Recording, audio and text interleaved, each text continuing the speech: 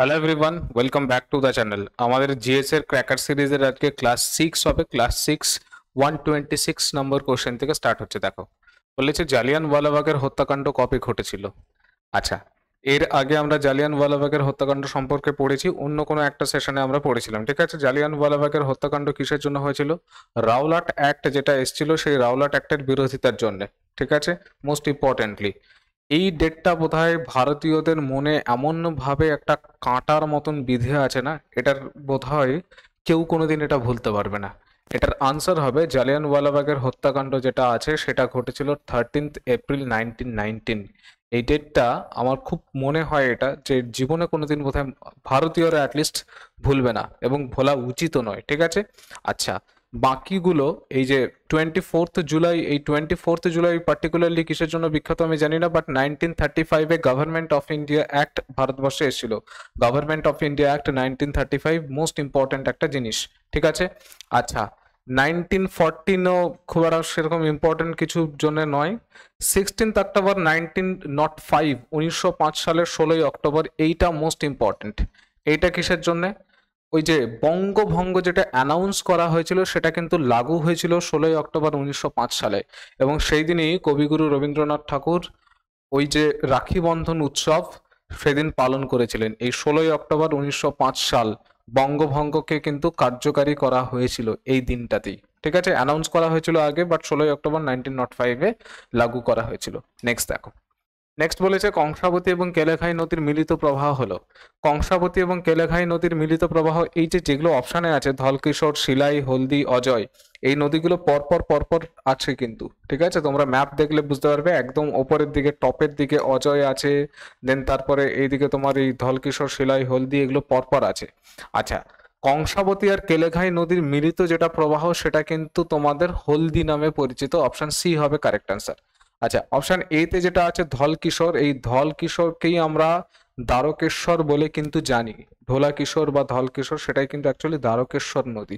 ঠিক আছে, নেক্সট দেখো, নেক্সট বলেছে পশ্চিমবঙ্গের চিত্তরঞ্জন নিচের কোনটির সঙ্গে জড়িত? এটা সবাই জানে। পশ্চিমবঙ্গের চিত্তরঞ্জন, চিত্তরঞ্জন রেল ইঞ্জিন নির্মাণ কারখানা। ঠিক আছে, লোকোমোটিভ 1947-এ এটাকে প্রতিষ্ঠা করা হয়েছিল। 1947-এ চিত্তরঞ্জন লোকোমোটিভ ওয়ার্কশপ এটাকে প্রতিষ্ঠা করা হয়েছিল, এবং দেশবন্ধু চিত্তরঞ্জন দাসের নাম অনুযায়ী তোমার চিত্তরঞ্জন রেল ইঞ্জিন কারখানা এটাকে নাম করা হয়েছে। এটা কিন্তু মানে শুধু ভারতবর্ষ নয়, যতগুলো পৃথিবীতে যতগুলো মানে খুব বড় মাপের রেল ইঞ্জিন কারখানা আছে সেগুলোর মধ্যে চিত্তরঞ্জনও একটা আসে। আচ্ছা, নেক্সট বলেছে কোন ভারতীয় পুরুষ প্রথম ইংলিশ চ্যানেল অতিক্রম করেন? শিবনাথ সিং নয়, রঞ্জিত সিং নয়, বাহাদুর সিং চৌহান নয়, এ বি সি অপশন নয়। এটা যদি মহিলা বলতো তাহলে আমরা আগের দিনই খুব সম্ভব করেছিলাম, আরতি সাহা হতো আনসার। পুরুষ বলেছে মিহির সেন হচ্ছে তোমার correct answer. Option D, Mihir Sen প্রথম ইংলিশ চ্যানেল পার করেন। ঠিক আছে, ভারতীয়। নেক্সট বলেছে ভারতের জাতীয় পতাকার নকশা কে তৈরি করেছিলেন? আজকে দেখতে পাচ্ছি আমি ডাইরেক্ট কোশ্চেন বেশি আছে। ঠিক আছে, যেগুলো যেগুলো প্রয়োজন পড়বে আলোচনা করার, এতক্ষণ পর্যন্ত যা দেখলাম বেশ কয়েকটা ডাইরেক্ট কোশ্চেন আছে, ওখানে খুব বেশি আলোচনা করার কিছু নেই। যেগুলো আলোচনা করবার প্রয়োজন পড়বে আমি সেগুলো কিন্তু আলোচনা করে দেবো, তোমরা জানো ভালো মতন ভাবে, সেটা আমি করি। আচ্ছা, জাতীয় পতাকার নকশা তৈরি করেছিলেন পিঙ্গালি ভেঙ্কাইয়া। অপশন সি, দেখেছো হয়তো, অনেকে জানো। ঠিক আছে, পিঙ্গালি ভেঙ্কাইয়া। আচ্ছা, বঙ্কিমচন্দ্র চট্টোপাধ্যায় আমাদের যে জাতীয় সঙ্গীত আছে বন্দে মাতরম, সেটা রচনা করেছিলেন, এবং সেটা কোথা থেকে নেওয়া হয়েছে? আনন্দ মঠ, তার একটা বিখ্যাত উপন্যাস আছে, কখনো সময় পেলে পড়ো। আনন্দ মঠ থেকে কিন্তু ওই তোমার বন্দে মাতরম যে জাতীয় সঙ্গীত। আর স্যার, তাহলে জনগণ মন কি? জনগণ মন হচ্ছে আমাদের ন্যাশনাল অ্যানথেম, বা অ্যানথেমের বাংলা হচ্ছে স্তোত্র, জাতীয় স্তোত্র।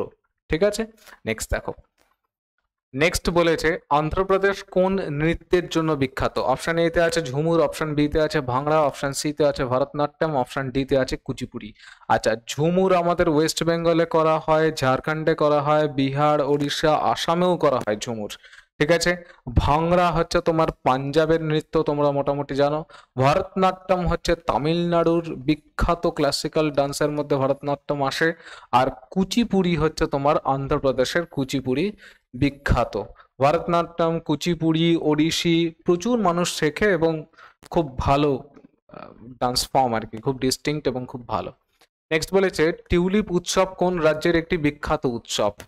তোমরা জম্মু অ্যান্ড কাশ্মীর দেখলে গেলে কখনো বুঝতে পারবে যে ওখানে বসন্তকালে তোমার বাগানের পর বাগান প্রচুর মানুষ টিউলিপ প্রচুর চাষ করে এবং গোটা রাজ্যে টিউলিপ উৎসব। এখন তো রাজ্য নয় জম্মু অ্যান্ড কাশ্মীর, এখন ইউনিয়ন টেরিটরি এখনো পর্যন্ত, ঠিক আছে।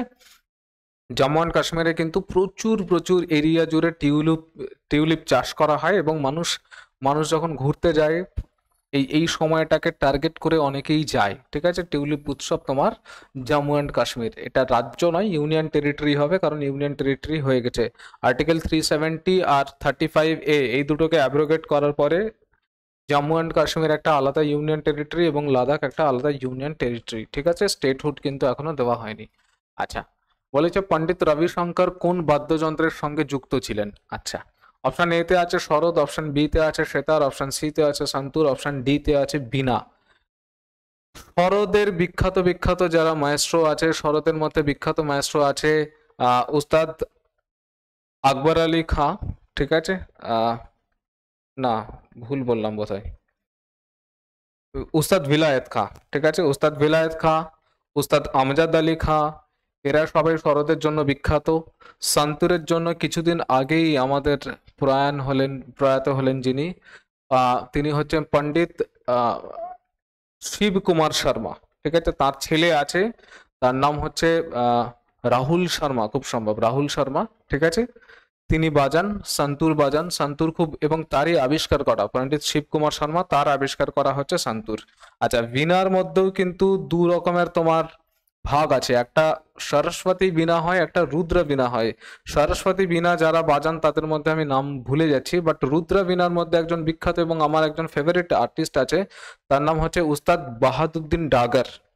তোমরা দেখতে পাবে, সার্চ করলে ইউটিউবে পেয়ে যাবে রুদ্র বীণা হচ্ছে তোমার উস্তাদ বাহাদুদ্দিন ডাগার, ঠিক আছে। তাহলে পণ্ডিত রবিশঙ্কর কোন বাদ্যযন্ত্রের সঙ্গে যুক্ত? সেতারের সঙ্গে যুক্ত। আচ্ছা, এই যে পণ্ডিত রবিশঙ্কর, তার অ্যাকচুয়াল নাম, আচ্ছা আমি কানে হাত দিচ্ছি কিন্তু ইচ্ছা করি, হ্যাঁ, কারণ বিখ্যাত বিখ্যাত মানুষ, পণ্ডিত মানুষ, তারা পণ্ডিত উপাধি পেয়েছেন, ঠিক আছে, সেই কারণে কানে হাত দিচ্ছি, কোনো ডিস্টারবেন্স কিন্তু হয়নি। আচ্ছা, পণ্ডিত রবিশঙ্করের অ্যাকচুয়াল নাম হচ্ছে রবীন্দ্র শঙ্কর চৌধুরী। তিনি কিন্তু বাঙালি, অনেকে হয়তোবা জানে, অনেকে হয়তোবা জানো না, ঠিক আছে। পণ্ডিত রবিশঙ্করের অ্যাকচুয়াল নাম হচ্ছে রবীন্দ্র শঙ্কর চৌধুরী। নেক্সট দেখো, নেক্সট বলেছে পশ্চিমবঙ্গে কয়টি জাতীয় উদ্যান রয়েছে? এর আগেও আলোচনা হয়েছে, পশ্চিমবঙ্গে জাতীয় উদ্যান রয়েছে 6টি। কি কি বলতে পারবে? বক্সা, গরুমারা, জলদাপাড়া, সিংহালীলা, নেওড়াভ্যালি, সুন্দরবন, এই 6টা, ঠিক আছে। বক্সা, গরুমারা, জলদাপাড়া, সিংহালীলা, নেওড়াভ্যালি আর সুন্দরবন, এইগুলো হচ্ছে তোমার সবগুলোই মোটামুটি উত্তরবঙ্গে, শুধুমাত্র সুন্দরবন হচ্ছে আমাদের দক্ষিণবঙ্গে। বলেছে লোকসভার স্পিকার কার দ্বারা নির্বাচিত হন?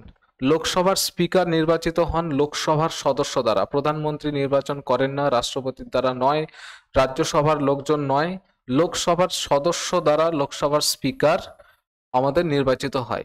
আচ্ছা, এখন বর্তমানে লোকসভার স্পিকারকে, এখন লোকসভার স্পিকার হচ্ছে ওম বিড়লা, ঠিক আছে। এর আগে কে ছিলেন? এর আগে ছিলেন সুমিত্রা মহাজন, মনে আছে আশা করি, ঠিক আছে। নেক্সট দেখো, বলেছে সার্ক কত সালে গঠিত হয়? এক তো সার্কের যদি ফুল ফর্ম তোমরা জানতে চাও, তাহলে সার্কের ফুল ফর্ম হচ্ছে south Asian association for regional cooperation, ঠিক আছে। South Asian association for regional cooperation, এটা তৈরি করা হয়েছিল বাংলাদেশের ঢাকায়। বাংলাদেশের একজন পুরানো রাষ্ট্রপতি ছিলেন, নাম আমি ভুলে যাচ্ছি, খুব সম্ভব জিয়াউর রহমান এরকম কিছু একটা। তিনি মানে তার খুব উদ্যোগ ছিল, তিনি 1985-এ, আনসার বলে দিলাম আমি, 1985-এ এটা ঢাকায় তৈরি করা হয়েছিল সার্ক। কোন কোন দেশগুলো নিয়ে? 8খানা সদস্য দেশ আছে, যেগুলো ভারতবর্ষের মোটামুটি প্রতিবেশী, তারা সবাই ভারতবর্ষ, পাকিস্তান, আফগানিস্তান, নেপাল, ভুটান, শ্রীলঙ্কা, বাংলাদেশ, আর হচ্ছে তোমার কাকে একটা আমি ছেড়ে দিচ্ছি, ভারত, নেপাল, ভুটান, আফগানিস্তান, পাকিস্তান, বাংলাদেশ, শ্রীলঙ্কা, ভুটান, এই তো, এই বোধহয় 8টা, তোমরা একটুখানি দেখে নিও, ঠিক আছে। 8খানা দেশ, 136 গেল, 1985-এ তৈরি করা হয়েছে। আচ্ছা, দুর্গাপুর বাঁধ কোন নদীর উপরে অবস্থিত? অপশন এ তে ময়ূরাক্ষী আছে, ময়ূরাক্ষীর উপরে যতদূর মনে পড়ে আমার কোনো বাঁধই নেই। তিস্তার উপরে আছে লোয়ার তিস্তা ড্যাম, বা তিস্তা ড্যাম 3 বলে যেটা, সেটা আছে, হাইড্রো পাওয়ার কর্পোরেশন এটা একটা। আচ্ছা, জলঢাকার উপরেও খুব সম্ভব কোনো ড্যাম নেই। দামোদরের উপরে ড্যাম আছে এবং দামোদরের উপরেই দুর্গাপুর বাঁধ অবস্থিত। দামোদরের উপরে অবস্থিত, দামোদরের উপরে তিনটে খুব সম্ভব আছে। একটা হচ্ছে তোমার এই দুর্গাপুর বাঁধ, একটা আছে তোমাদের একটা আছে Damodar valley corporation, Damodar DVC, Damodar valley corporation, যেটা তোমার ঝাড়খণ্ডের সাথে ইয়ে করে জয়েন্ট ভেঞ্চার করে তৈরি করা হয়েছিল। আরেকটা আছে, আরেকটার নাম আমি ভুলে যাচ্ছি, কি একটা যেন নাম, দুর্গাপুর দামোদরের উপরে আরেকটা আছে, তোমরা কমেন্ট সেকশনে আমাকে জানাবে তো। আরেকটার নাম আমি ভুলে যাচ্ছি, তিনটে ড্যাম আছে, ঠিক আছে। রানডিহি, খুব সম্ভব রানডিহি, এরকম কিছু একটা নাম, ঠিক আছে। তোমরা একটু কমেন্ট সেকশন আমাকে জানাবে, মনে পড়ছে না। আচ্ছা, নেক্সট বলেছে নাভেলি তাপবিদ্যুৎ কেন্দ্র কোন রাজ্যে অবস্থিত? অপশন এতে তামিলনাড়ু আছে, তেলেঙ্গানা, দেন সি কর্ণাটক, আর উত্তরপ্রদেশ। এটা হচ্ছে তামিলনাড়ু কারেক্ট আনসার। তামিলনাড়ু হচ্ছে নাভেলি তাপবিদ্যুৎ কেন্দ্র, তামিলনাড়ুর উপরে, তামিলনাড়ুতে আছে, ঠিক আছে। নেক্সট, পুনর্ভবা এবং আত্রেয়ী কোন নদীর শাখা নদী? আত্রেয়ী আর পুনর্ভবা সবাই জানে মোটামুটি তিস্তার শাখা নদী, ঠিক আছে। উত্তরবঙ্গের দুটোই নদী, তিস্তার শাখা নদী হচ্ছে পুনর্ভবা এবং আত্রেয়ী। এগুলো এক্সপ্লেন করার বেশি কিছু নেই, ঠিক আছে। আচ্ছা, বলেছে একটি সামুদ্রিক জলাভূমি কোনটা? ভোজ জলাভূমি নয়, সুন্দরবন জলাভূমি নয়, পূর্ব কলকাতা জলাভূমি নয়, এটা কচ্ছ, কচ্ছ জলাভূমি। কচ্ছ কোথায়? গুজরাটের কচ্ছ, ঠিক আছে। দেখেছো হয়তো বা, যে তোমার ওখানে ইয়ে সমুদ্র সরে গিয়ে একদম পুরো বালিতে বালি, সরি বালি তো নয়, লবণে একদম সাদা হয়ে থাকে, এবং ওই পূর্ণিমার সময় যখন চাঁদের আলো পড়ে পুরো একদম দুধ সাদা টাইপের লাগে। অনেকেই হয়তো সেই দৃশ্য দেখেছো, যারা ঘুরতে গেছো তারা জানো, বিখ্যাত, ট্যুরিজম খুব বিখ্যাত কচ্ছের। কচ্ছ কিন্তু আরেকটা কারণেও বিখ্যাত, কচ্ছ কিন্তু ভারতবর্ষের সব থেকে বড় জেলা, লার্জেস্ট ডিস্ট্রিক্ট হচ্ছে কচ্ছ। আর সব থেকে স্মলেস্ট যেটা ডিস্ট্রিক্ট আছে সেটা হচ্ছে মাহে, মাহে, ঠিক আছে, পন্ডিচেরি মাহে। আচ্ছা, বলেছে হরিয়ানার রাজ্য পশুর নাম কি? হাতি, নীলগাই, গড়, কৃষ্ণসার। শুধুমাত্র হাতিকে যদি বাদ দাও তাহলে এই নীলগাই, গড় আর কৃষ্ণসার, এই তিনটেই হচ্ছে তোমার হরিণের প্রজাতি। নীলগাই নয়, গড় নয়, কৃষ্ণসার হচ্ছে তোমার কারেক্ট আনসার, হরিয়ানার রাজ্য পশু। কৃষ্ণসার দেখলেই তোমরা বুঝতে পারবে, একদম ওপরটা মানে হরিণের ওই পিঠের পাটটা, একদম পেট থেকে ওপরের যে পার্টটা আছে সেটা একদম চকলেট কালারের হয়, কিংবা ব্ল্যাকিশ কালার হয়, ব্রাউনিশ ব্ল্যাকিশ কালারের, চকলেট কালারের, চকচক চকচক করে। নিচের পার্টটা সাদা। ইনফ্যাক্ট ধরো এটা পা, তাহলে পায়ের সামনে পার্টটা হচ্ছে ব্ল্যাকিশ চকলেট কালারের, এ পার্টটা আবার মানে ভেতরের দিকটাতে, ভেতরের দিকটা একদম পুরো সাদা। কৃষ্ণ স্যার সার্চ করে দেখবে, দেখতে পাবে, খুব সুন্দর, খুব সুন্দর দেখতে, ঠিক আছে। নেক্সট বলেছে ফটোসিনথেসিস শব্দটি প্রথম কে ব্যবহার করেন, কোন বিজ্ঞানী? আমি আগেই বলেছিলাম যে বায়োলজির উপরে আমার প্রচুর জ্ঞান আছে, ঠিক আছে, তো আমি বেশি এখানে জ্ঞান বিতরণ করতে চাইছি না। ফ্লেমিং নয়, ওয়েলডিয়ার নয়, রবার্ট রিমাক নয়, বার্নিশ, বার্নিশ প্রথম করেছিল ফটোসিনথেসিস শব্দটার ব্যবহার। নেক্সট বলেছে চন্দ্রহাস কার ছদ্মনাম? অপশন এতে আছে সুনীল গঙ্গোপাধ্যায়, অপশন বি তে আছে শরদিন্দু বন্দ্যোপাধ্যায়, অপশন সি তে আছে সমরেশ বসু, অপশন ডি তে আছে শরৎচন্দ্র চট্টোপাধ্যায়। আগের দিন আমরা করেছিলাম, শরৎচন্দ্র চট্টোপাধ্যায়ের ছদ্মনাম হচ্ছে অনিলা দেবী, সমরেশ বসুর হচ্ছে কালকুট, ঠিক আছে। সুনীল গঙ্গোপাধ্যায়ের হচ্ছে নীল লোহিত, শরদিন্দু বন্দ্যোপাধ্যায়ের ছদ্মনাম হচ্ছে তোমার এই যে এটা চন্দ্রহাস, ঠিক আছে। নেক্সট দেখো, হরিপ্রসাদ চৌরাশিয়া কোন বাদ্যযন্ত্রের সাথে যুক্ত? আবারও সানাইয়ের বিখ্যাত হচ্ছে উস্তাদ আহ তোমার আজকাল নাম কেন জানি আমি এত ভুলে যাই, মুখ মনে পড়ছে অথচ নাম মনে পড়ছে না, উস্তাদ বিসমিল্লাহ খাঁ, ঠিক আছে। বিনার কথা আমি কিছুক্ষণ আগেই বললাম, এটা শরৎ নয়, এটা শরৎ হবে। শরতের সাথেও কিছু আমি বললাম, এটা বাঁশি, বাঁশি হচ্ছে কারেক্ট আনসার। হরিপ্রসাদ চৌরাশিয়া বাঁশির সাথে যুক্ত, এবং হরিপ্রসাদ চৌরাশিয়ার একজন পরবর্তীকালের পরবর্তী জেনারেশন রাকেশ চৌরাশিয়া, তিনিও খুব সাংঘাতিক বাঁশি বাজান, কখনো শুনো, ঠিক আছে। নেক্সট বলেছে আধুনিক ভারতের সিভিল সার্ভিস কে শুরু করেন? সিভিল সার্ভিস আধুনিক ভারতের শুরু করেন এই লর্ড কর্নওয়ালিস, 1700 খুব সম্ভব 53 সালে অ্যানাউন্স হয়েছিল। সেই সময় থেকে, যদিও ইন্ডিয়ানসদের জন্য বহু বাধার সৃষ্টি করা হয়েছিল, বাট সিভিল সার্ভিস 1753 সালে শুরু করে দেওয়া হয়, এবং ওপেন খুব সম্ভব ওপেন কম্পিটিশন করে দেওয়া হয়, ঠিক আছে। ভারতীয়দের জন্য যদিও প্রবলেমেটিক ছিল, ইংল্যান্ডে গিয়ে প্রথম প্রথম পরীক্ষা দিতে হতো, এগুলো বহু ঝামেলা ছিল, ঠিক আছে। আচ্ছা, আধুনিক ভারতে civil service Lord Cornwallis start করে।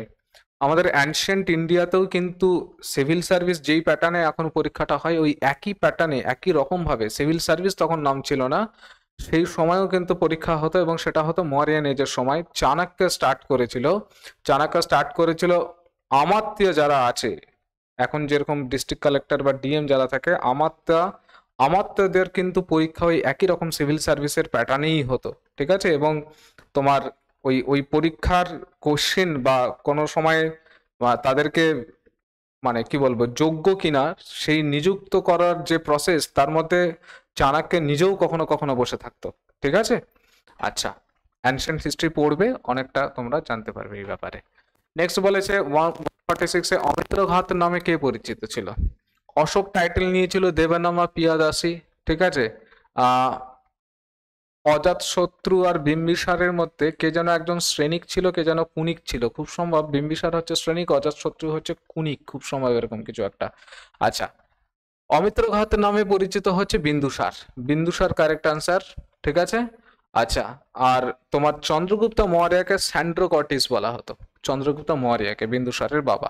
নেক্সট দেখো, বলেছে কে রাজ্যপালকে শপথ বাক্য পাঠ করেন? অপশন এ তে আছে মুখ্যমন্ত্রী, অপশন বি তে আছে রাষ্ট্রপতি, অপশন সি তে আছে হাইকোর্টের প্রধান বিচারপতি, অপশন ডি তে আছে সুপ্রিম কোর্টের প্রধান বিচারপতি। সুপ্রিম কোর্টের প্রধান বিচারপতি রাষ্ট্রপতিকে শপথ দেওয়ায় এবং রাষ্ট্রপতি সুপ্রিম কোর্টের প্রধান বিচারপতিকে শপথ দেওয়ায়, ঠিক আছে। হাইকোর্টের প্রধান বিচারপতি, আচ্ছা, মুখ্যমন্ত্রীকে শপথ দেওয়াই হচ্ছে রাজ্যপাল, মুখ্যমন্ত্রীকে শপথ দেওয়ায় রাজ্যপাল, আর রাজ্যপালকে শপথ দেওয়াই হচ্ছে হাইকোর্টের প্রধান বিচারপতি, আর হাইকোর্টের প্রধান বিচারপতিকে আবার শপথ দেওয়াই হচ্ছে তোমার রাজ্যপাল। তাহলে এইটা হয়ে যাবে হাইকোর্টের প্রধান বিচারপতি, ঠিক আছে। 147 গেল। নেক্সট দেখো, 148-এ বলেছে বিক্রমাঙ্ক দেওচরিত কার লেখা? কলহন অপশন এ তে আছে, অপশন বি তে আছে বিলহন, অপশন সি তে আছে রবিকীর্তি, অপশন ডি তে আছে দণ্ডিন। কলহনের লেখা হচ্ছে রাজতরঙ্গিনী, রবিকীর্তির আইহোল প্রশস্তি বিখ্যাত, দণ্ডিনের লেখা হচ্ছে দশকুমারাচরিত, বিলহনের লেখা হচ্ছে তোমার বিক্রমাঙ্ক দেওচরিত, ঠিক আছে। নেক্সট দেখো, নেক্সট 149 বলেছে ভীমবেটকার প্রস্তরচিত্র কোন রাজ্যে রয়েছে? ওড়িশা নয়, ছত্তিশগড় নয়, গুজরাট নয়, মধ্যপ্রদেশ হচ্ছে তোমার কারেক্ট আনসার, অপশন বি। এই ভীমবেটকা কিন্তু বিখ্যাত, পেলিওলিথিক এজ, তারপরে তোমার মিজোলিথিক এজ এবং নিওলিথিক এজ, তিনটেরই তোমার নিদর্শন মধ্যপ্রদেশের ভীমবেটকাতে পাওয়া গেছে, ভীমবেটকার গুহা চিত্র, ঠিক আছে। আচ্ছা, সুরত কোন নদীর তীরে অবস্থিত? সুরত গুজরাটের একটা শহর এবং বিখ্যাত শহর তোমার সুরত। ওই কি নাম এটার, হীরার কাটিং এর জন্য খুব বিখ্যাত, ঠিক আছে। প্রচুর ভারতবর্ষের ম্যাক্সিমাম হীরা, যত হীরা তৈরি হয়েছে মানে কাটিং হয়েছে, সেটার কাটিং কোথাও না কোথাও কখনো না কখনো সুরাতে হয়েছিল। তো সুরাত হচ্ছে তোমার তাপ্তি নদীর তীরে অবস্থিত, অপশন সি, ঠিক আছে। তাপ্তি নদীর তীরে সুরাত অবস্থিত, আমরা বাংলায় সুরাট সুরাট বলে থাকি, ঠিক আছে। তাহলে এই ছিল আমাদের আজকে 25 কোয়েশ্চেন্স। আশা করি তোমাদের সেশনটা ভালো লাগছে, যদি ভালো লাগে তাহলে বেশি বেশি করে শেয়ার করো, আর অবশ্যই চ্যানেলটাকে সাবস্ক্রাইব করো যারা এখনো করোনি, ঠিক আছে। Thank you for watching the video.